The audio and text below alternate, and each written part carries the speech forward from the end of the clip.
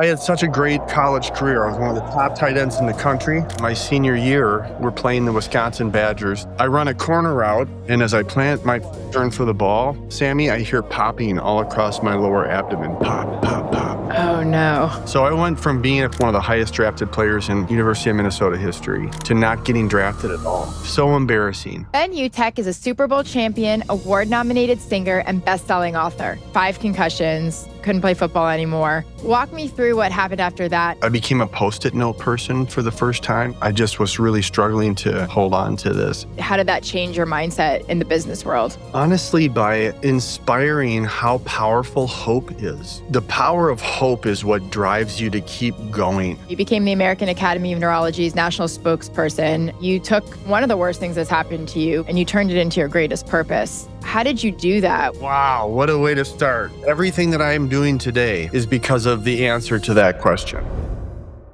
Ben Utecht, welcome to Business MVP. Thanks, Sammy. So excited to be with you.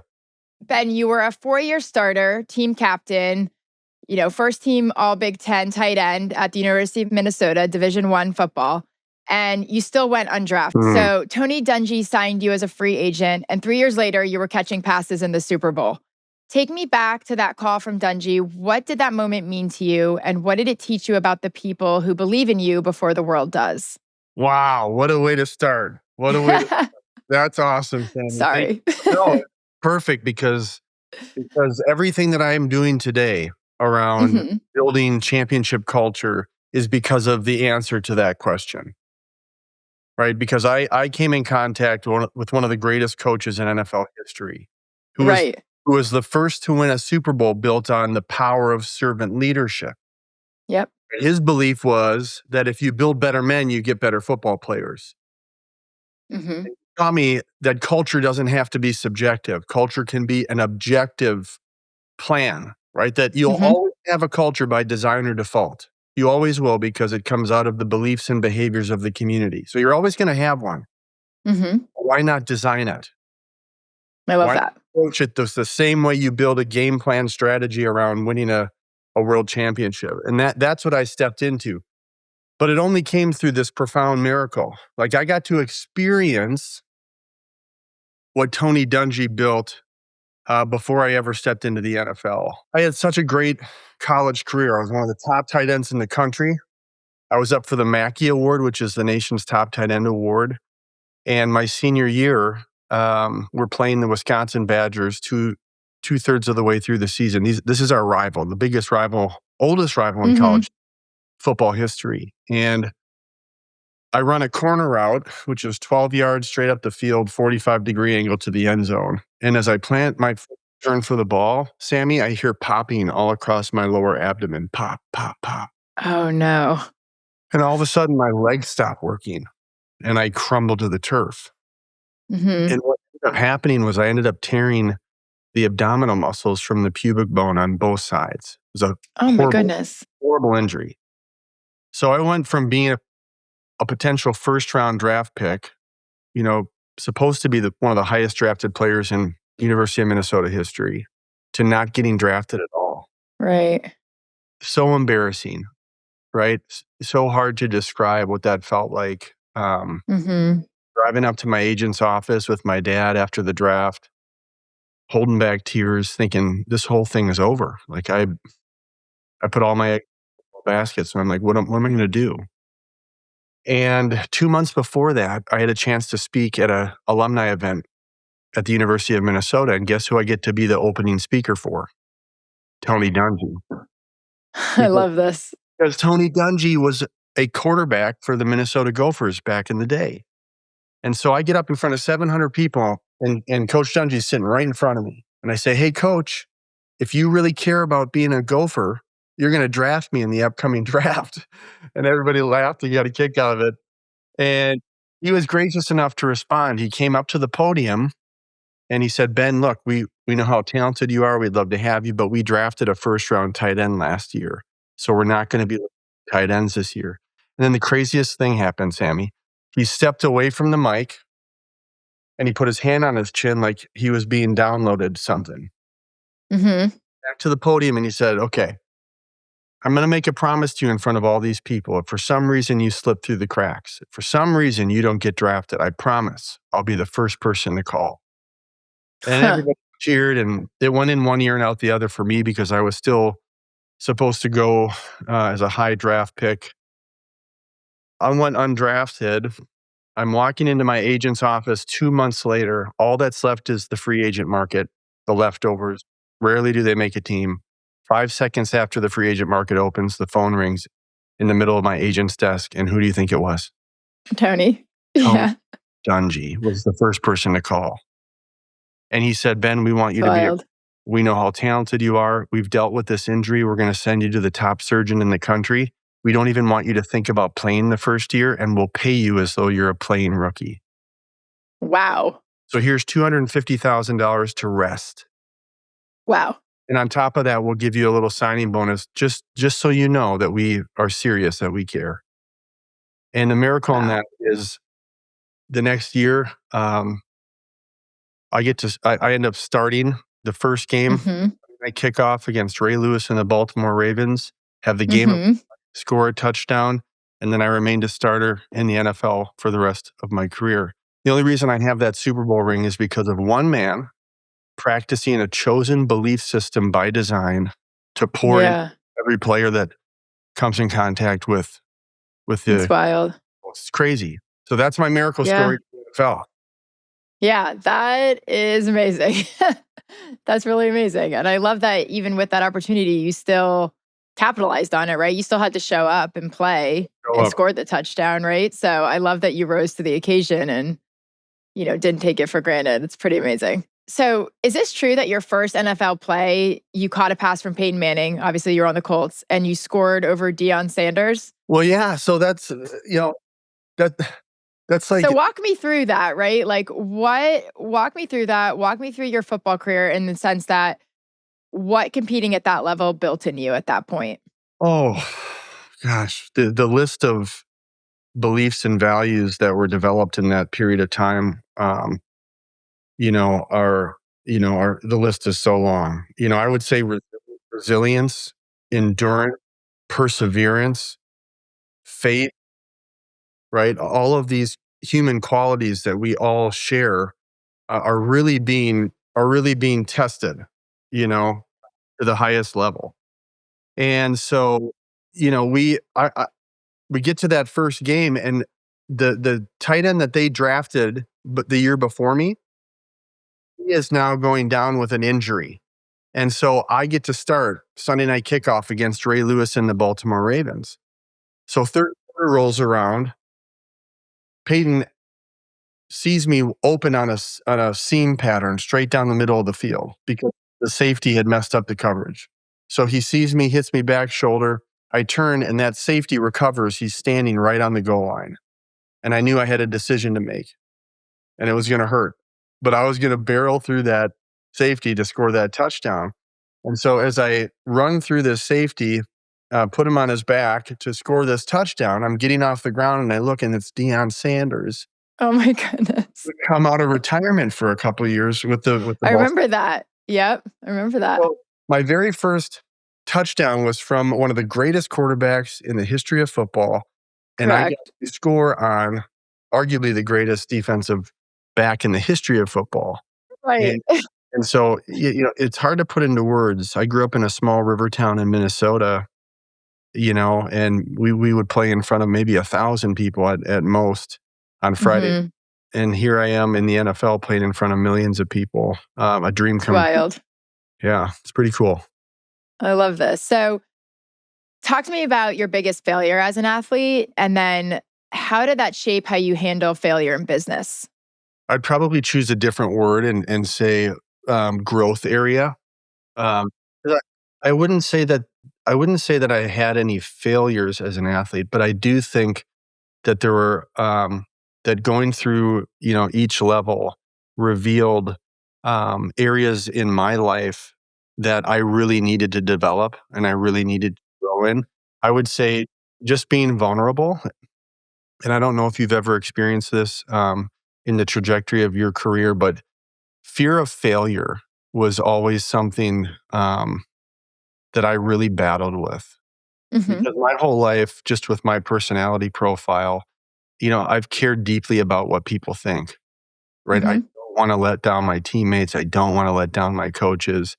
And Mhm. you put that kind of pressure on yourself, sometimes it can cause you to focus on the consequences of failure versus on the successes of Mhm. your talent. Looking back, that's probably one of the biggest things that I had to battle that held me back at times was really allowing kind of the fear to creep into my mind around, well, what's going to happen if I drop this ball? What's going to happen Right. if I fumble that ball? Or if I miss But what this? if you catch it, right? So almost like this seeing the glass half full or half empty, right? Perfect example, 100%. Yeah. And really trying to, have the psychology or the mindset, the attitude to choose the glasses half full approach or Mhm. glasses half empty approach. So how did that shape how you handle, failure in business, I guess? Because we're going to get into all your business stuff, but Sure. how did that change your mindset in the business world? Honestly, by inspiring how powerful hope is. I think sometimes, especially in business, especially in certain industries, some industries are much more. I mean, all business is transactional, but some industries are much more focused on the transaction than anything else, like financial services. And I would say that in business, especially as an entrepreneur, um, you you know the power of hope is what drives you to keep going.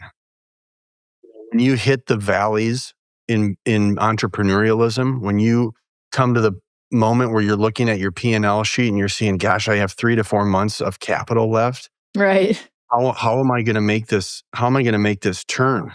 Right? How am I going to add the sales that we need in order to keep going without having to, go and raise more? And so that value principle of hope, and what do you believe about hope and how it applies to your performance improvement is something that I think really um, is something that I had to carry into that business world, because man, business is hard. It's hard, Mhm. especially when you're in that SMB market and you're really trying to build and grow. Uh, Mhm. as we know, like what, 92% of small businesses fail, Right. right? And so it's, how do you hang on to that hope, right? Which inspires courage, and it inspires resilience to just keep driving and to keep going. No, and I think and I mean, clearly your football career prepared you for that. So that's great advice. I love that. Kind of shifting towards the end of your career now, 5 concussions, couldn't play football anymore. I know the last one was on HBO's Hard Knocks for millions of people to see, which is probably horrifying for you. Walk me through what happened after that, not just physically, but who you were becoming as a person when the game was being taken away from you. It was a challenging time because um, I had started dealing with some cognitive issues because of these things.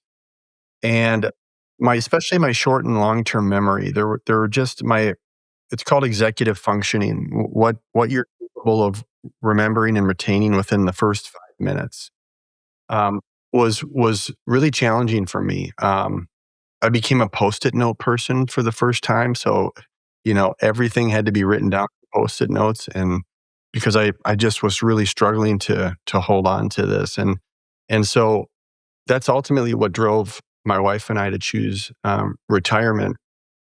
And and that was that was a really challenging time for me.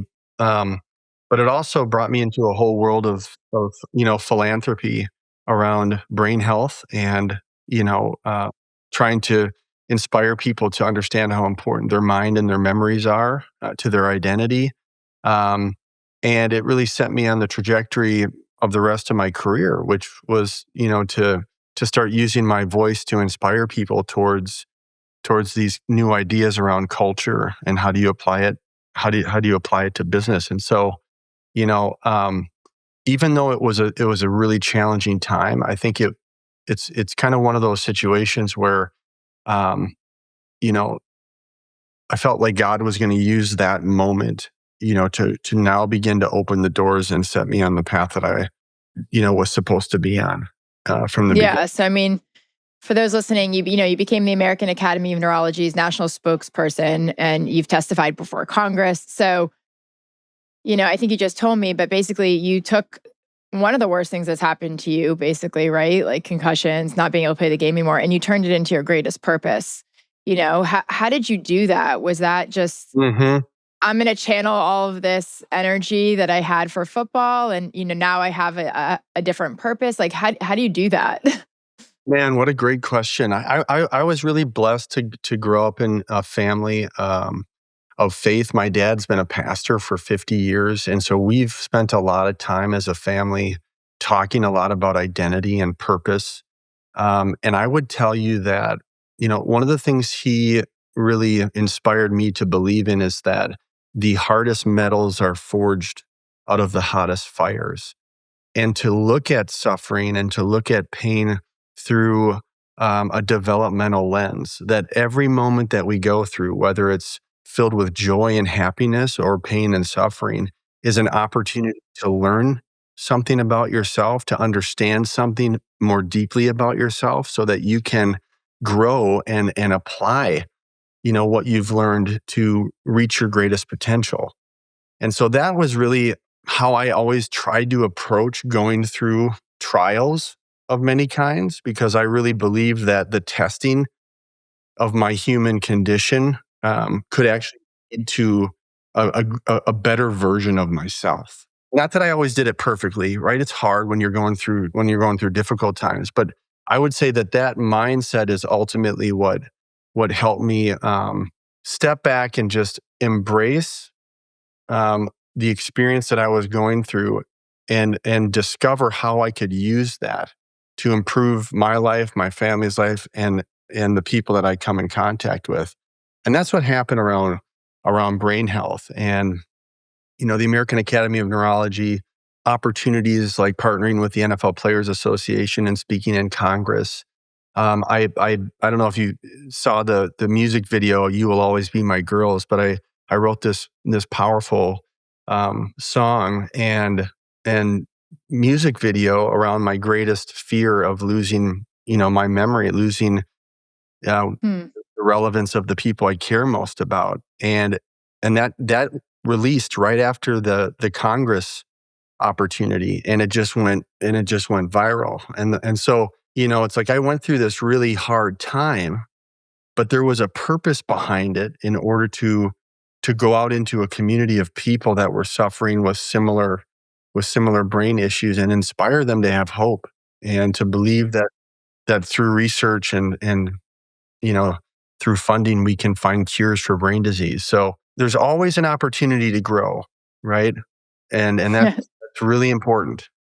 Yeah. I mean, you have a very unique, amazing outlook on life, which is why I really was excited to have you share your story, because I don't think everybody can do that, right? They can't look at the glass half full and figure out, well, how do I take a negative and turn it into a positive and turn it into a new purpose? So this is really inspiring, and it's great to get this story out there. So appreciate it. No problem. I want to talk a little bit more now, kind of about your business world. You're the chief culture officer at True North Equity Partners. You're building culture across roughly 28 companies or so. You've said you will always have a culture by design or default. So, what does designing culture actually look like in practice?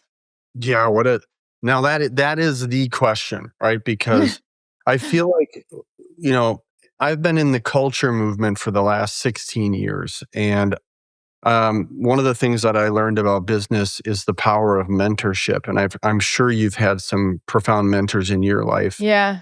as well. And I've been blessed to be surrounded by some of the top chief people officers in the world, Fortune 100, and I've gotten to study and walk alongside these individuals.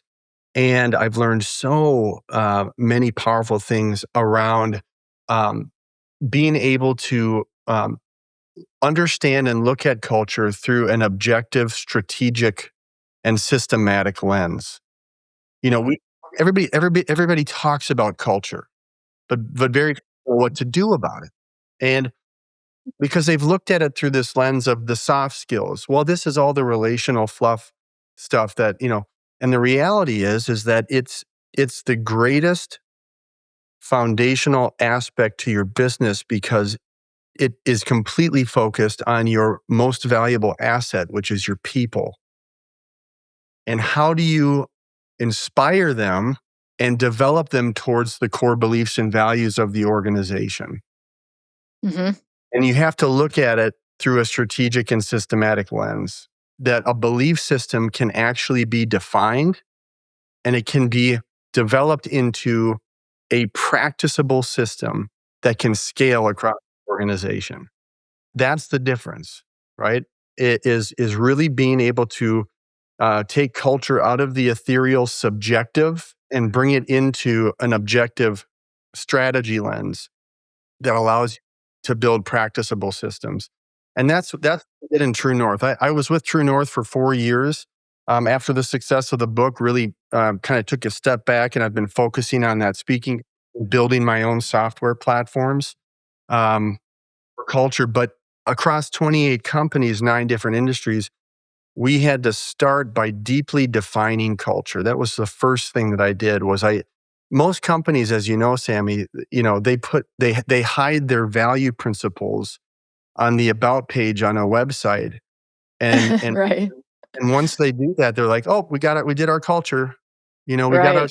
got our 6 core values on our website, and so we did it." And the reality is it's not even close No. to Yeah. what it truly means to define your culture. So that's the first thing we Yeah. did at North is we took their 8 core values, Sammy, and I Mm-hmm. developed a product called the Culture Creed. And a creed is a set of beliefs that guide the behaviors and actions of people.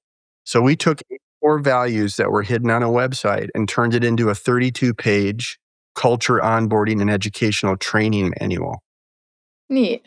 That's what defining your culture looks like. It became a product. We materialized it, and it became something we used in our pre-screening, hiring, and development, leadership development within the organization. So that's a great example of how you take something subjective and you turn it into an objective strategic product. Yeah. So I get what you're saying. So you take the company's values, you capitalize on that, you turn it into a training, you make it super intentional. But when you walk into one of these companies, or when you used to walk into one of these companies, and the culture's off, where's the first person? Where is the first place you look, or who is the first person you look at? So culture is always the leader's choice. Culture is the leader's choice. So you always have to go to leadership. And so one of the first things that I developed at True North was a culture and leadership development program. And so I would be meeting bi-monthly with all of the portfolio managers of the private equity companies. And the goal there Mm-hmm. is really come alongside them kind of in a developmental capacity and Mm-hmm. really help them grow in their knowledge and understanding of what culture is, why it matters, and how it applies. Yeah. And then to take the core values of those individual portfolio companies and to train them into how to inspire and develop those belief and value principles in their individual teams. Right. Because ultimately, the way that you scale culture is the train the trainer methodology. Mm-hmm. You have to empower leaders to be able to coach and train culture in their organization so that they then can go and coach and train the direct. Exactly. Right. Exactly. And that takes my favorite acronym for system is save yourself time, energy, and money. So all of this takes time, energy, and money, which is always where the tension is going to be in business. Because the executives are always going to want to focus time, energy, and money on the transaction, on the sale, on the productivity. And oftentimes the people are left in the background. Yep. But if Yep. you focus on the people, the data is The rest clear. takes care of yourself. Yeah, rest takes care of itself. Yeah. 3 years of Gallup engagement data. It's over. The debate is over. Like Right. if you pour into your people, it increases performance, it increases productivity, and it Yep. ultimately increases profitability. which Correct. increases Yeah. enterprise value. Yeah. No, And and I think a lot of people know that, right? A lot of business leaders know that, but they, like you said, they don't know how to go about doing it, right? Like everybody knows that culture is important, but they don't know how to intentionally affect it. So I love this model. This is great. that's why I think that this trend, of the chief culture officer role is so important, or at least the director of culture. I think companies really owe it to themselves to make sure that they have a single leader and whose only focus in the organization is the culture of the organization.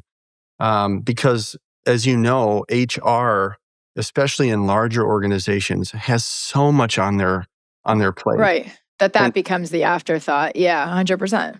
yes, so even within HR, if you're running a large company and you have a CHRO, I would encourage you to hire a director of culture, that is underneath that CHRO, and that's the only thing that they do. All Hmm. they do is focus on the development of the people towards the beliefs and values of the organization and are constantly working to create practicable systems in order to inspire and develop people into their greatest potential. I love that. Great advice for those listening. So you also founded Soul Care RX. And so I want to talk about that a little bit because what did starting a product company from scratch teach you that, running culture across a portfolio didn't? That has been a labor of love. So when I was playing in Cincinnati, I ended up contracting a pretty serious foot infection, a fungal Mm. infection from the shower facility, wearing flip Uh, flops. And uh, when I retired and started working out at all the, fitness facilities, hmm. believe how bad the floors were, just gross. And Yeah. so I thought there's got to be a better option. I wish there was something disposable that I could just, take off, take out of a box on the wall, put it on my feet, protect my feet, and then, dispose of it and feel safe about my foot hygiene. And it had never been created. So Hmm. I patented the world's first antibacterial and fungal disposable shower sock. And so um, the product is amazing. It does exactly what it says it can do. Hmm. There's a massive need. Every podiatrist will tell you that wherever your foot touches tile, it should have coverage. Sandals don't do it because the bacteria and fungus is in the water and the water is splashing all over your feet. Uh, but here's the thing. Here's what I learned. I learned that I wasn't actually selling a product. I was selling a new hygiene belief. Hmm. And that has been really hard. Yeah. I When could see that. you're bringing a product that makes all the sense in the world. And I've had Yeah. people, everybody that sees it, hears about it, says, "Wow, this has never been created before. This is so Right. obvious." And my next question is always, "Well, have you bought it?" And they're always like, "Well, no, I haven't gotten around to." Yeah. And So actually adapt, yes, it's great, but actually adopting it into common practice is the challenge. yeah, because people have never had to think about it. They've never had to wear it, so they've never believed that's something that is essential to their hygiene health.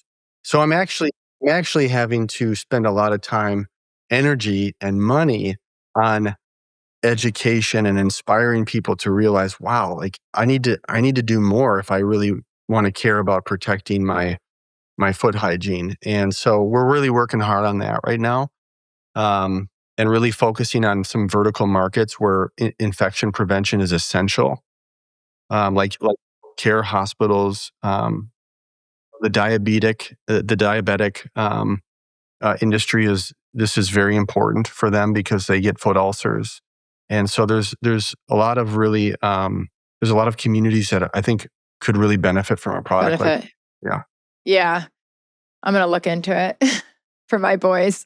Well, yeah, and this is a great option for traveling. They're so affordable. You can use them multiple times, but it goes back to you got to get people to actually be inspired to believe that it is essential for their life. I love that you saw a need and you just went after it. I love that. So, what's the hardest business decision that you've had to make? And how do you think that NFL background shaped you, or even just your football athletic background shape how you've handled it?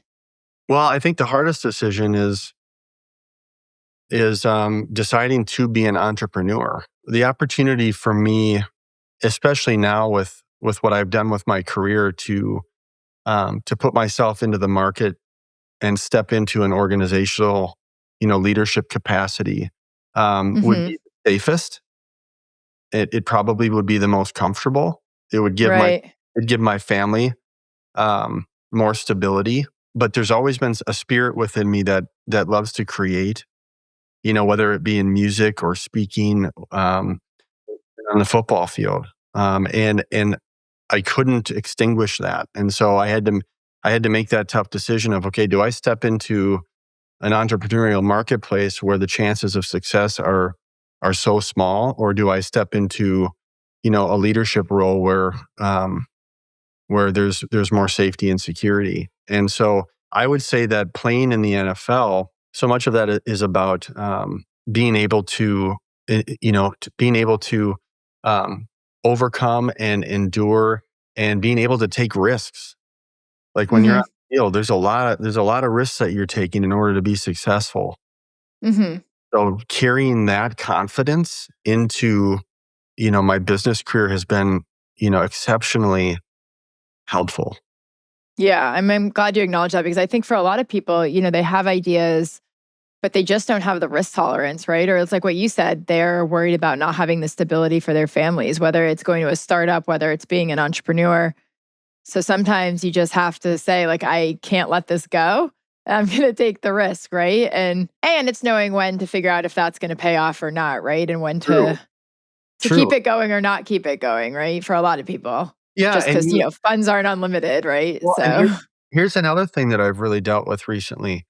I miss being a part of a team, hmm, and I didn't really realize that about myself. I've never been an independent athlete, right. uh, or an independent. I've been on teams my whole life, and one thing I'll tell you, in the last 15 years, I've felt lonely a lot of times, like I'm on an island. And even now, like, my career I think my business career is at a great level. And I'm thinking, man, just the traveling alone and speaking and, Hmm. consulting and building, I miss being on a team. And so Yeah. even now I'm thinking, okay, you know, maybe finding the right company that really sees the benefit of having a leader like myself that cares deeply about culture. Maybe that's the best move right now, you know? Yeah. That's interesting. I think a lot of people feel what you just described, and they weren't even necessarily used to being on a team, right? Everybody knows like that saying, it's lonely at the top, right? Or the person that's traveling all the time for work. Like it sounds fun and glamorous, right? But it can be very lonely. Yeah. So, and especially if it's what you're used to and an environment that you thrive in, being on a team like you described, that probably just compounds it, right? So, Absolutely. that's interesting, but it's neat that you're self-aware of that, right? I don't think people necessarily know like how to solve that. It's great that you say that. Like, on my new, we've just finished the MVP on my new omniculture software, AI software platform. And Mhm. and on our page, our login page, to go in and to do this profound assessment. There's nothing like it. It's a belief-driven assessment, first of its kind. Um, we have a quote from Aristotle that says, "Knowing yourself is the beginning of all wisdom." Mhm. Right? And that's ultimately what Yeah. you just said. Like, that self-awareness is so important, right? So, yes, the more we know ourselves, the more we understand ourselves, the greater capacity we have for wisdom. And wisdom in action is what unlocks and ignites purpose, right? I love So that. so the pursuit of self-discovery is so important. If we can know ourselves better, understand ourselves better, have more wisdom to make good decisions, our purpose will come alive. And that's what we want for every human. So, I wanna kinda go deeper into this, like, you're starting to talk about how you think, right? And you mentioned earlier Tony Dungy's servant leadership model. And it feels like, that was the foundation of your entire business philosophy. So I want to go a little deeper into that. So what did he teach you about leadership that you use every single day? When we walked into the Colts locker room, Mm-hmm. there was a big white wall. And on the white wall in blue letters was one of his quotes. And it said, "No excuses, no explanations. The only way to win is through execution." I think there's something really profound in this idea that just because we know as humans we're never going to be perfect doesn't mean we Mm-hmm. don't strive for it. It doesn't mean we don't set the bar at perfection. And in the NFL, that's what the bar is. Right. The bar is perfection. And because we're all competitors at the highest level, we're comfortable with going after that and giving it everything that we have. And so I would say that one of the things that I think Dungy is highly respected for across all communities, whether you believe in the things that he believes in or not, is his consistency in action.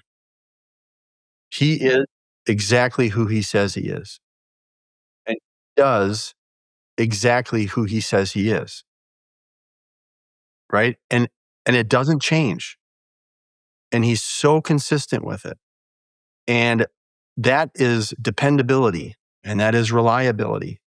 And so look at Tony Dungy. I've often described him as a pillar because that self-discipline to wake up every day and be exactly who you are and behave exactly according to your moral and ethical belief system.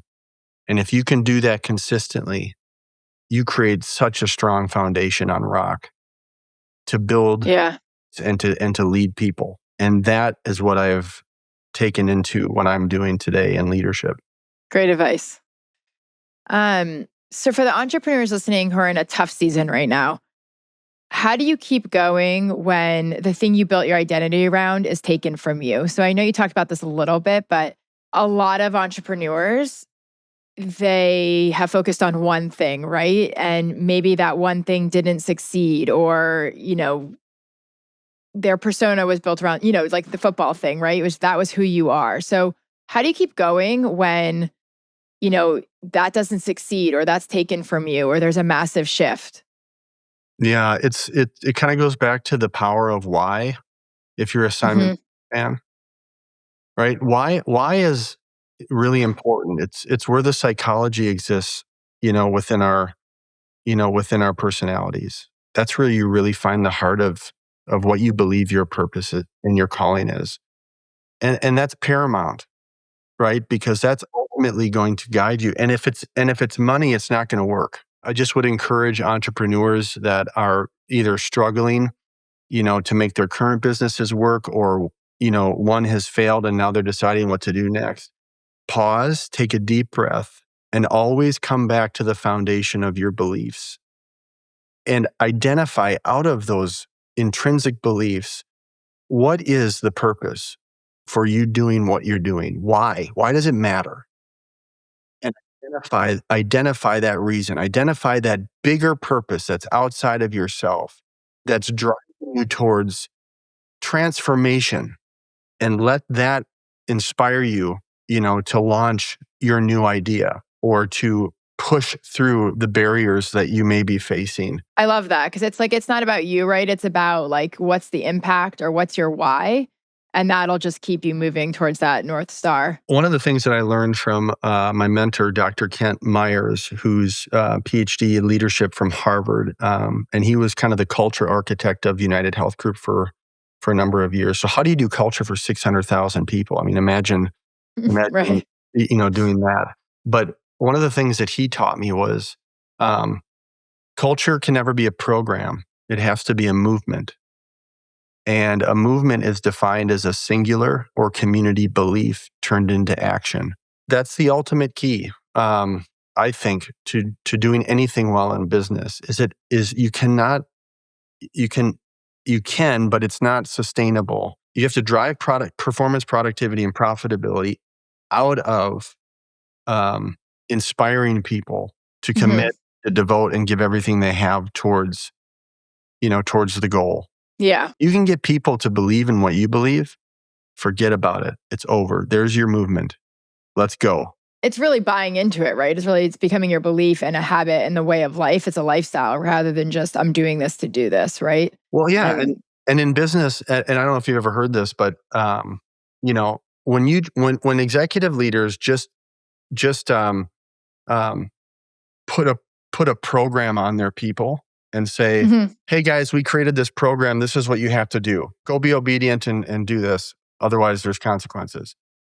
That process is called social conformity, and so Mm. you're taking an outside strategy and you're demanding conformity to it, whether people choose to agree with it or not. Now Right. you're never going to get everybody to agree. That's okay. But imagine if you could take a transformational approach where you're bringing the team into the strategic planning process and inspiring as many of them as you can to believe that this is the right strategy moving forward. Right. Now, Right.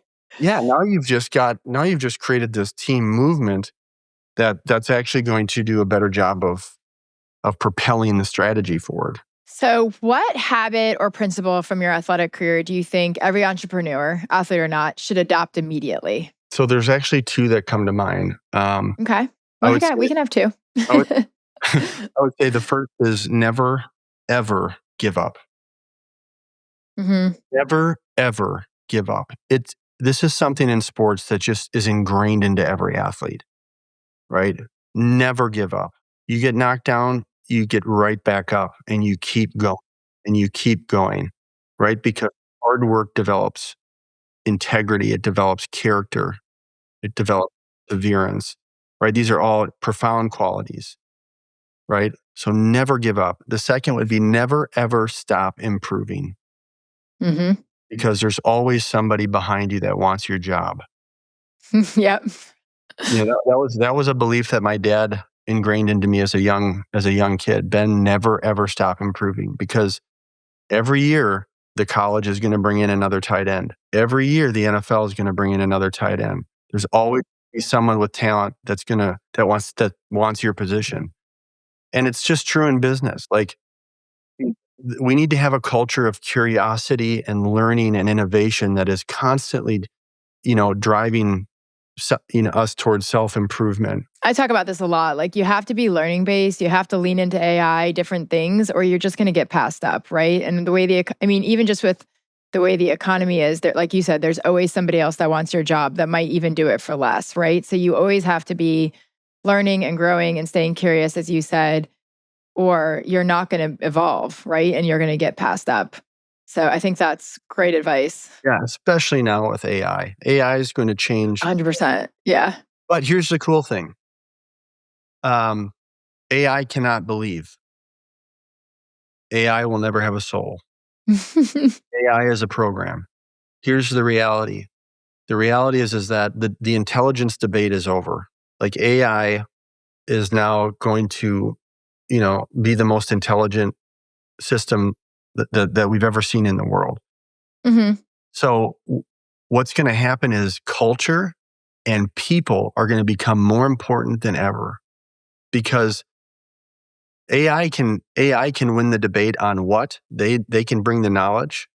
Hmm. Understanding the knowledge and applying Right. the knowledge is where Yeah. The human element. Yeah. human element. And so that is where if we can kind of create that, that improvement towards, understanding that and redirecting, that strategy, I think there's a lot of opportunity for people moving forward.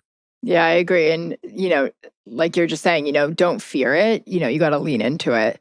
And I think that's with a lot of things. So love that advice. Yeah, and that's why we started working on this omniculture platform because there's so much benefit that can come out of what AI's knowledge capabilities are, but ultimately you have to empower people to manage it, and so that's why I was so excited to really start bringing a totally new approach to managing culture, through AI. I love that. So we're getting close to the end, and I want to end with kind kind of what else you do, right? Beyond football and business. And I'm really excited to hear about this. I know you mentioned earlier that you wrote a song. So most people don't know you're also an award-nominated singer who's performed for 2 U.S. presidents, and you serenaded Muhammad Ali. So first I want to know, who are the presidents? And then how does music fit into who you are? And what role does that play in your life? Sure. So both Bushes, Bush Cool. Senior and Bush Junior, I got to perform the national anthem at two big, political convention events. Cool. So very cool. And then Muhammad Ali, what an awesome experience that was. I was in a room full of the greatest athletes in the world. Lance Armstrong was there. Andre Agassi was in the front row. Amazing. Tony Bench, Annika Sorenstam. I mean, it just was like, it was amazing. So my dad was a vocal music major to be a choir teacher, and my mom was a singer. So I grew up in a family that celebrated athletics and the arts. And so while I was in 3 sports in high school, I was in 5 choirs. I was in band. I did the school musicals. Like, do you remember the show Glee? Oh yes. Yeah, like I was the Glee guy. I was the quarterback Glee guy. And I love this. and so and I was trained, and it was something that I really have been passionate about. And so when I was playing for the Indianapolis, I got approached by one of the top inspirational singers ever, a woman named Sandy Patty, and she signed me to her label. And so when I retired, I ended up moving to Nashville and started that journey and recorded a number of albums. One got nominated for a Dove Award, and music has just been kind of a release for me. It's been an ability for me to express myself in a creative and unique way, and to break stereotypes, because nobody expects the singing Super Bowler, which is always fun because the bar is automatically lowered. And so then I come out and I sing, and it's like, whoa, this is right. He's actually a singer, and so it's been awesome. And I've really enjoyed, being able to, I think I've done 5 or 6 albums, and I have a big Christmas show I do every year in Minnesota, 16-piece orchestra. We do the full Christmas albums of Andy Williams and Bing Crosby, all the classics. So this is amazing. This is a big part of your life then still. Yeah, no. Yeah. It's, I'm pretty much just doing holiday stuff now. Okay. Because of obviously, work schedule, but I still need music in my life for sure. I love that. So what are you working on right now? Not necessarily just in music, but in general. What are you working on right now that you're most excited about that you want to share? Well, I'm always working on being the best dad I can be. Been super blessed with 4 incredible daughters. I'm a girl dad, but I absolutely love it. And so all my daughters are very talented volleyball players. My oldest just committed to Mississippi State, full ride. Oh, congrats. BC, and the other 3 are heading in that direction. And so we spend a lot of time working on sports and building a great foundation there. Business, as I've mentioned to you, I really developed the first of its kind belief archetype assessment platform. So it really is looking at belief and behavior. I thought this was pretty profound, Sammy. Like, in organizational psychology, some of the top organizational psychologists agree that all culture comes out of the espoused beliefs, assumptions, and artifacts of the community. Right? Beliefs are ultimately what drive behavior. And so if that's true, we really need to tap into the foundation of belief within the human condition and understand it deeply, so that we can provide, a platform that leads them to purpose. And that's what we've done. So this belief archetype platform can be used for hiring, developing your people, developing your culture, defining your culture, learning what your people believe about the culture, and creating this ecosystem that ultimately is going to drive performance and profitability.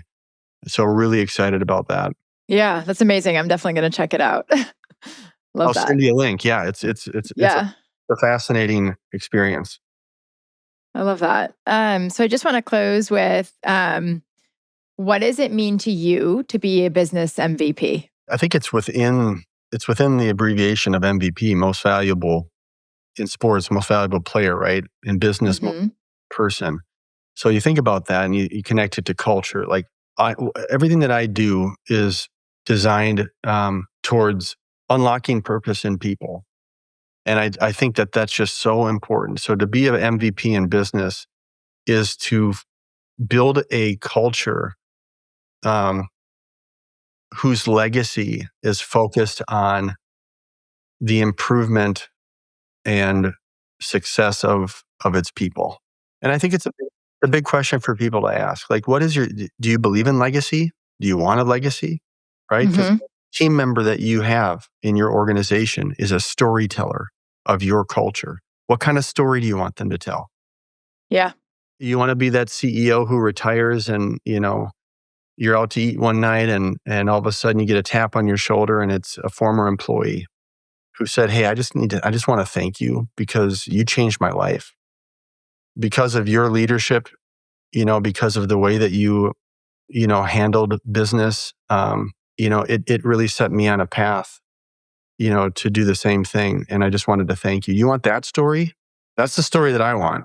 Me I too. want people to be able to say that and to tell that story. So, so I think those all kind of come together in that answer.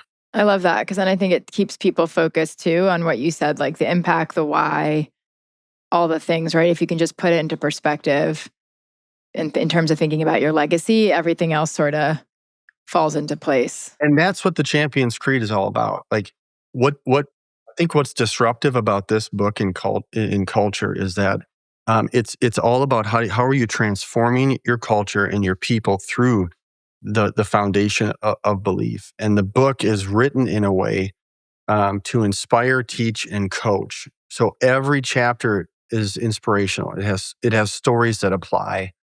Every chapter has teaching, every chapter has coaching. And so it really walks you through, the process of being able to, define, decide, develop, and direct your culture efficiently and give you takeaways to actually use. Yeah, everybody should check that out. Thank you so much, Ben. This has You're welcome. been amazing, very inspirational. Really enjoyed it. Thank I you. hope everybody loves it. Thank you. And that's how champions think. Here are the key takeaways from my conversation with Ben today. Let the worst thing that happens to you turn into your greatest purpose. You are more than the one thing you built your life around. And the sooner you believe that, the sooner you can build what's next. And you will always have a culture, by design or by default. So design it. And if you got value from today's episode, share it with someone who's ready to think bigger, compete harder, and win in business. Make sure you're subscribed so you never miss an episode. And if you haven't, leaving a 5-star review goes a long way in helping us grow and reach more leaders like you. You can also watch every episode on YouTube and follow along on Instagram and TikTok at Business MVP Podcast for more behind the scenes and insights. I'm Sammy Peterson. Thanks for being part of the Business MVP community, and I'll see you next time as we continue building you into an MVP in business and in life.